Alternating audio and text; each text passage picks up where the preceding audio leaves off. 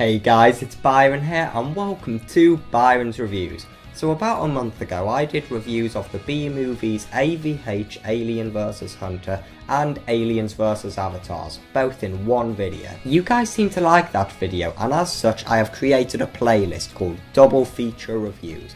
On this playlist I will hopefully post more videos of me looking at two similar and easily comparable movies. And this video right now is one of those videos, because today we will be looking at two 2007 low budget killer robot movies from the company The Asylum, Universal Soldiers and Transmorphers. And about these films, just look at how similar the covers are to each other, but I'm not complaining because they're both pretty awesome.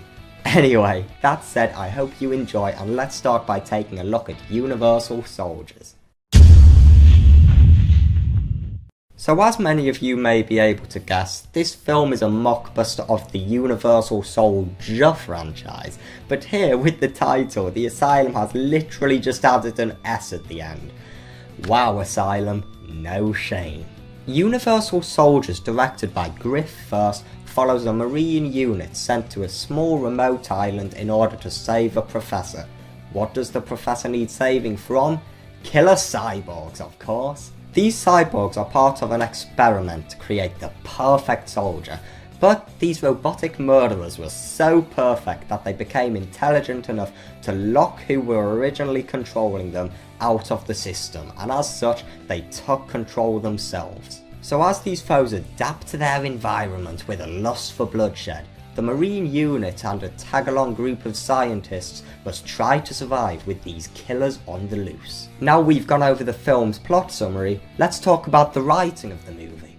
The story for this kind of film did what it needed to do. It got the characters from point A to point B with lots of moments with killer cyborgs. On top of this, the dialogue did include some cheesy lines which did make me giggle, and there were also some film references to franchises such as X-Men and James Bond. And in typical Asylum fashion, there is plenty of scientific gibberish, and for some, this may overcomplicate what is on the surface a simple premise, but I know a lot of Asylum fans like this kind of dialogue about those films, so for those people, you may enjoy it. Back to the plot, there were several unnecessary twists that seemed really forced, and a lot of them didn't even make any sense. But now, let's go on to those characters I briefly mentioned earlier. In my opinion, the characters really aren't that likeable, and I think this is due to how the film starts right in the action, leaving little time to establish the characters or allow you to get to know them. Yet we are still given lots of conflict and drama between them as they argue about what the next course of action should be.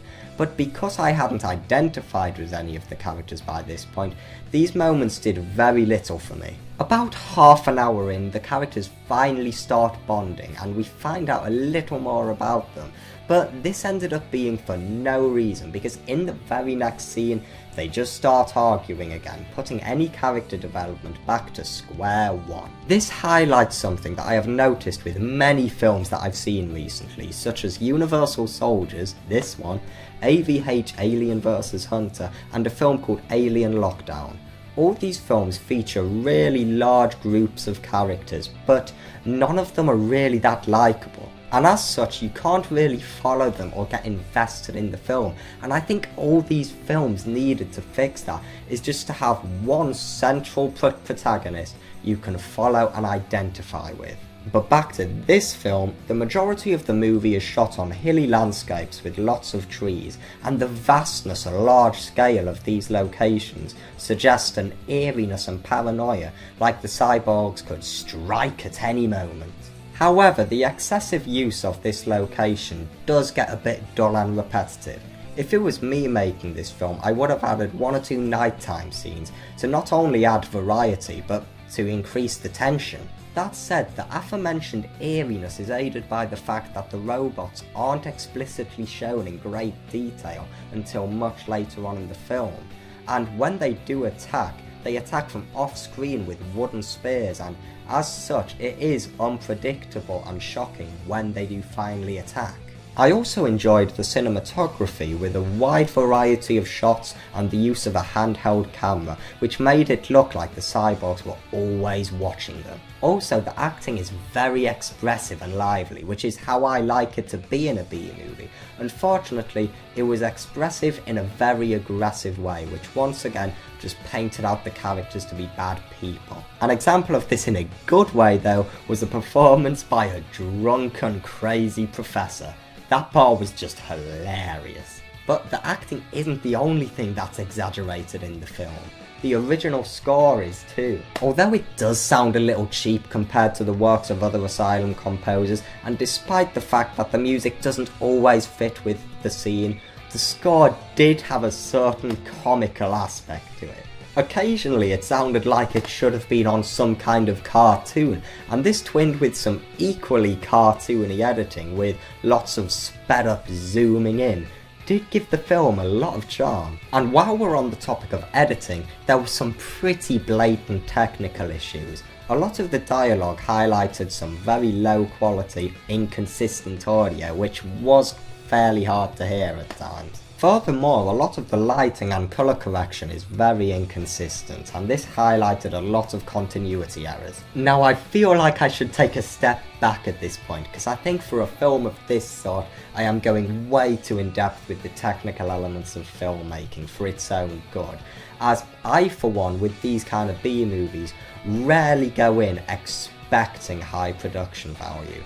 My enjoyment from them comes from other things, but it is a nice bonus when they are there. But what I do expect from a film like this is an enjoyable yet cheesy sci-fi adventure with action sequences including killer robots. And to at least some extent, I'd say Universal Soldiers delivers. The cyborgs have some pretty cool characteristics, such as being extremely fast, having great eyesight, and they also have developed legs which help them leap further. I thought the makeup of these Universal Soldiers was pretty awesome too. They had dead white zombie looking skin with a metallic faceplate to top it off.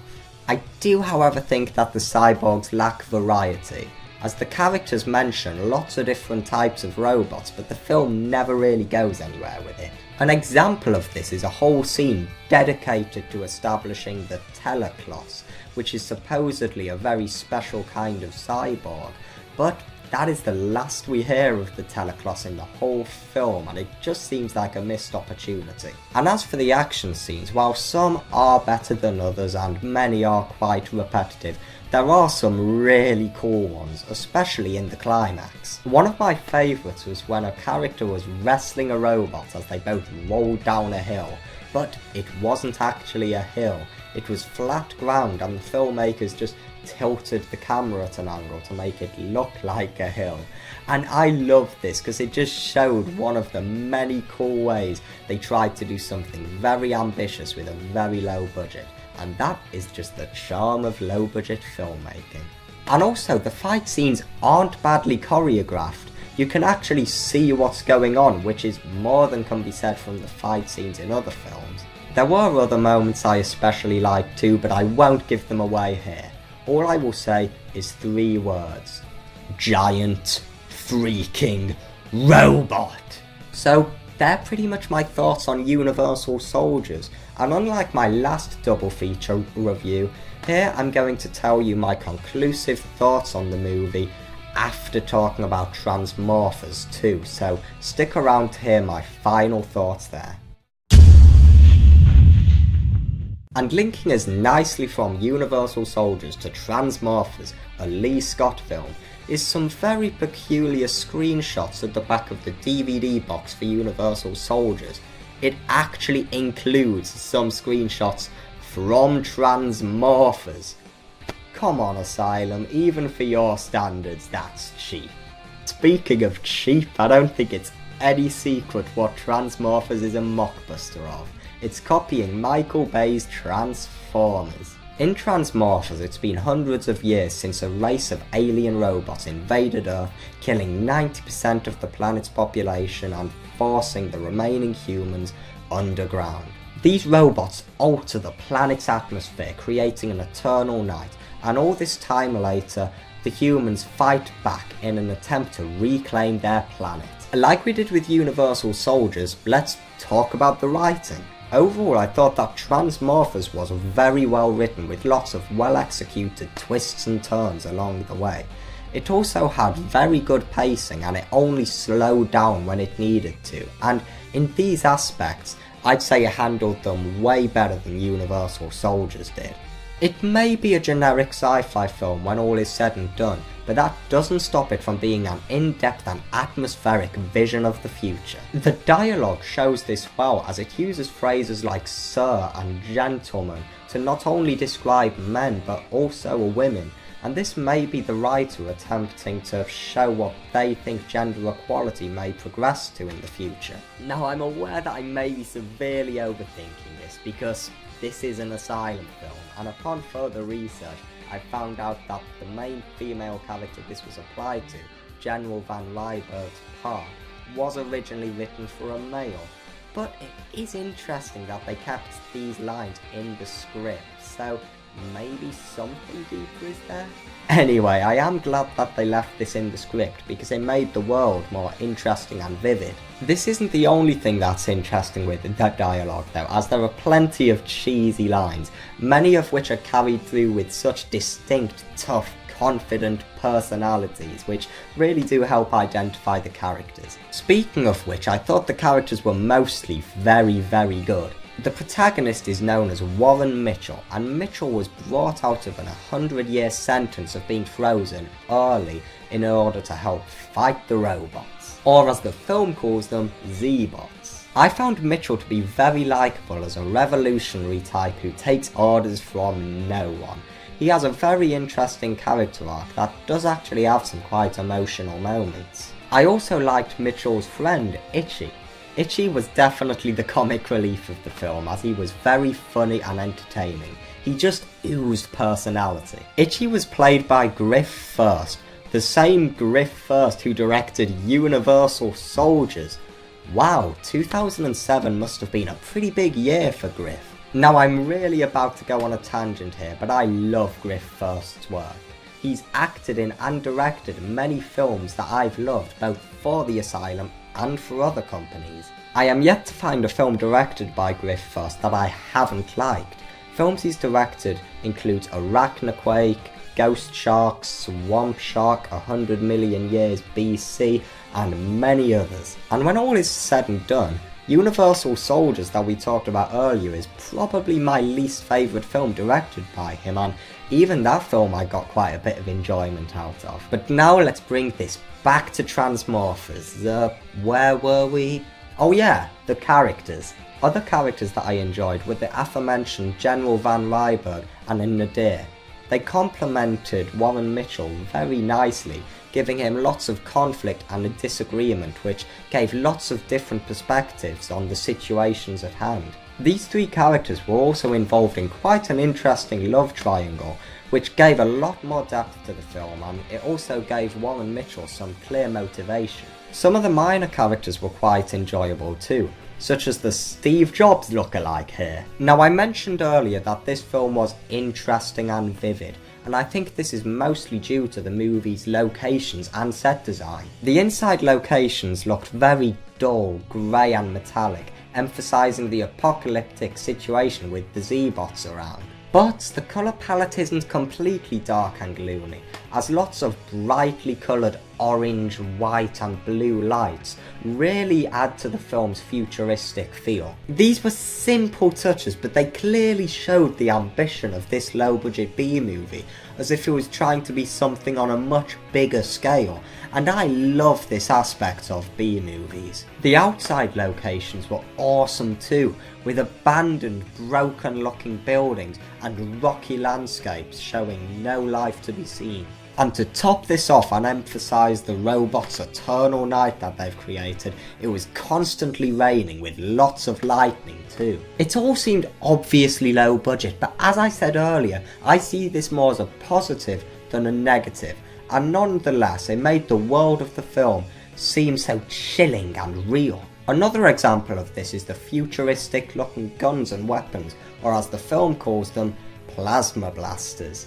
In particular, I enjoyed all the rays or lasers that shot out of these weapons. They were brightly coloured and they had really classic sci-fi sound effects put on top of them. This certainly gave the film some much enjoyed cheesiness. Transmorphers, like Universal Soldiers, featured some stylistic and interesting editing choices. It had a lot of split screen effects where there were two images on screen at once, and I think it was used to highlight contrasts between either people or certain situations. That said, in other cases the editing is quite poor. For example, the audio is synced very badly in places. And upon further research, I've found out that some DVDs more than others have especially bad audio. But that aside, even the better versions of the film have audio that isn't great, and this is because some of the scenes were dubbed over. The reason for this is that the machinery used to make the rain or lightning effects made a lot of noise apparently, and as such the audio recorded on set was pretty much unusable. That said, I just think the sound mixing in general really needs improvement, as some of the music and sound effects was a tad too loud, making some of the dialogue hard to hear. Yeah, these two films really aren't the best showcases of the Asylum using good audio, are they? And while the music may be too loud in the film, the original score is by Chris Ridenauer, and if you've heard me mention Chris Ridenauer in any of my previous videos, you know what's coming. The score is freaking awesome. It's fitting, it's atmospheric, and above all, it makes this film have a seemingly large scale that matches some high budget films, when in reality though, this is just a low budget B movie. But moving on from all that, I think that like with Universal Soldiers, what people are really interested in here is the robots and the action sequences. The design of the Z-bots was pretty cool in my opinion, with a big bright red head that looked like a giant light bulb, and the bodies of them look pretty detailed with a nice metallic looking design. And the CGI of these robots is what you expect with an Asylum film. Poor compared to the standards of bigger budget films, but in its own right, it's not awful. And you see a hell of a lot of these CGI robots, and that's a factor they really don't skimp with. I also really appreciated the mix of both CGI and practical effects, as they had a huge model of a Z-bot, and it looked pretty damn awesome. And with the action sequences with the Z-bots, they used live explosions and the characters interacted with the robots very frequently. This may seem like a weird thing for me to say, but in other Asylum films, the CGI sometimes feels very separate from the live action characters, but that certainly wasn't the case in Transmorphers. But the fight scenes between the human characters were pretty poor indeed. They're those scenes you see in some movies where instead of having an actual well choreographed fight, it's just lots of quick cuts to hide the fact that there's not much really there. And I guess that's an aspect that Universal Soldiers did do a lot better. So, those are my thoughts on Transmorphers, so now let's do an overall conclusion of both movies covered in this video.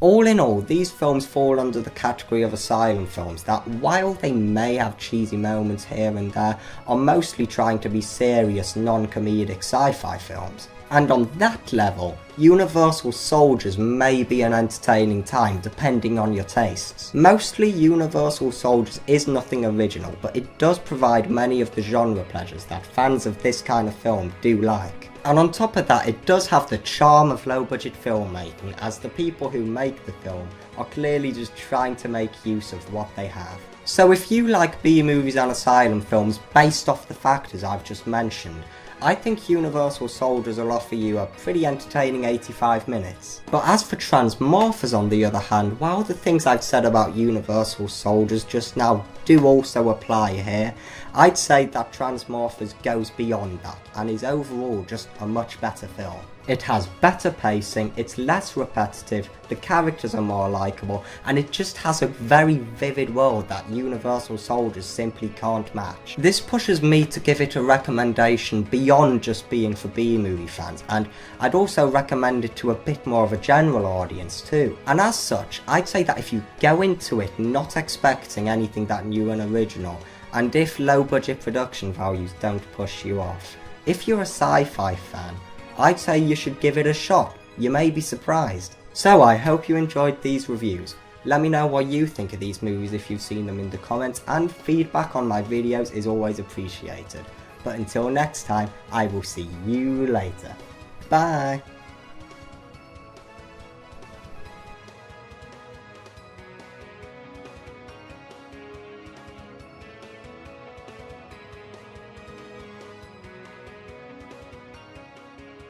And in typical Asylum fashion, there is lots of scientific... What is wrong with my mouth?